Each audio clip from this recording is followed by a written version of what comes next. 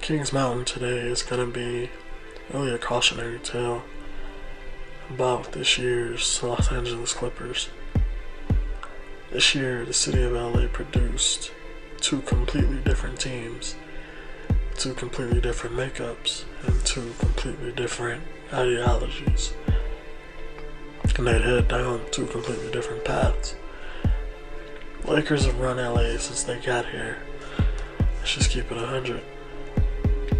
For the last 5-6 years or so, the Clippers were the exciting upstart. They were a Lob City. Every year was a history-making year as far as wins.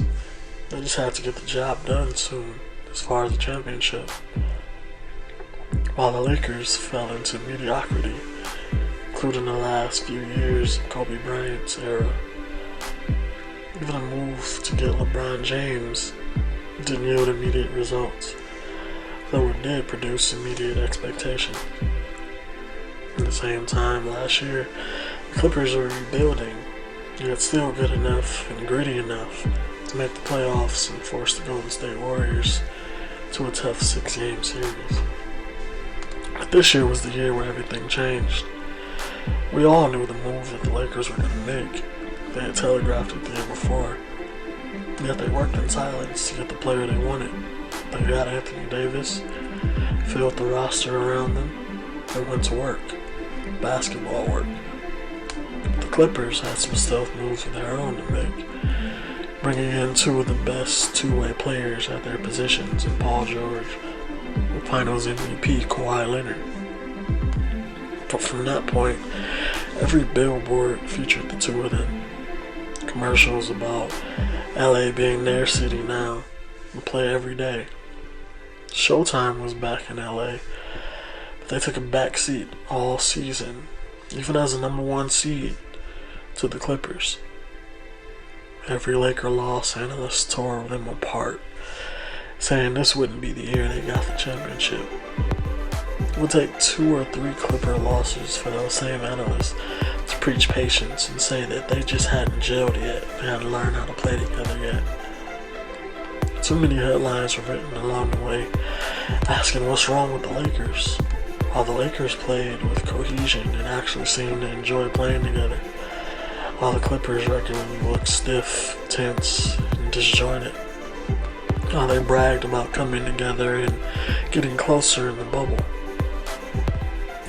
Here we stand today while one team is still playing for a championship.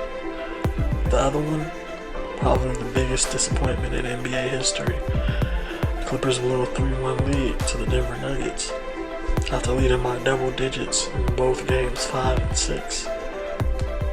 Reports began to come out about a lot of the players not being able to play more than 3-minute stretches and wanting to come out in the fourth quarter in the biggest game of the season, the last game of the season.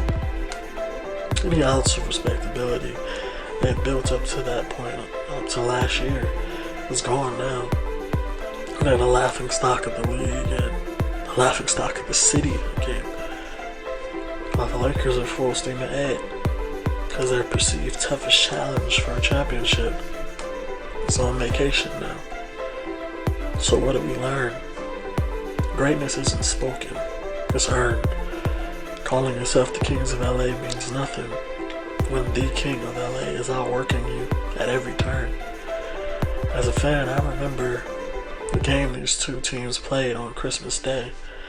The Clippers won on a last-second game-saving block by Patrick Beverley. Celebration was as if the championship had already been won in December.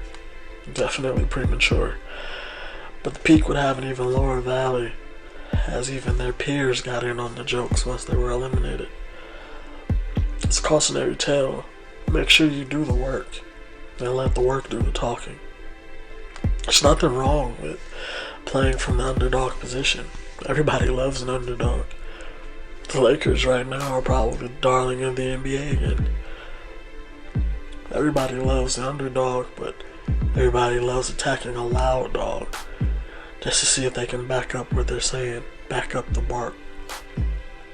Like the Clippers, I'm trying to be great, You're gonna get punched in the mouth sometimes. You're gonna get run over sometimes. But how will you respond? You can't stay down too long. You gotta get up and rebuild. Kings don't stay down too long. They get back up and they lead. And the good ones can still lead in silence. So which side are you on?